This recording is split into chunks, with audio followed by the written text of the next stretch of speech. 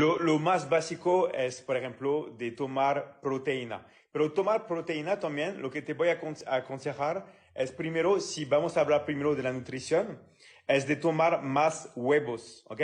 Porque con la yema vas a tener más colesterol y este colesterol te va a dar más hormonas, más testosterona y vas a poder construir más músculo. Así que las proteínas no son iguales.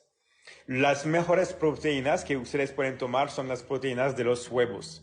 O sea que si realmente quieres, digamos, subir masa, tener más músculos, lo mejor sería consumir más huevos y no ser tímido con los huevos.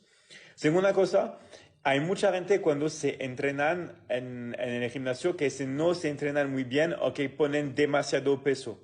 O sea que, no sé si lo has visto, pero hay mucha gente que tienen fuerza, pero esto no quiere decir que tienen volumen, que tienen más músculo, porque lo que quieres en el gimnasio es la hipertrofia, o sea, es realmente sentir tus músculos y por tener este estado no es necesario poner demasiado peso, porque también te puede dañarte. Lo mejor sería bajar un poco el peso, hacer más repeticiones, pero siempre quieres el fracaso, siempre quieres llegar al fracaso, disminuir tu descanso y tomar un montón de huevos. Y con esto, te lo aseguro, vas a crecer.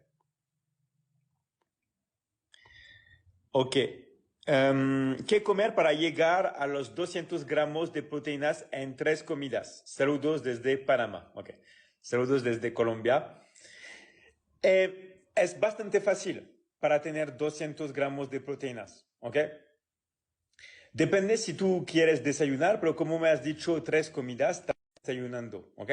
Así que para el desayuno, para los que desayunan, siempre hay que comer huevos, ¿ok? Yo sé que es algo muy cultural que casi todo el mundo come huevos para el desayuno en América Latina, así que tal vez en Panamá ya consumes huevos, pero si apenas tú tomas, por ejemplo, 6 huevos por la mañana, y esto no es mucho en realidad, ya tienes 42 gramos de proteína, vamos a decir como 40, porque hay 7 gramos de proteínas por huevo.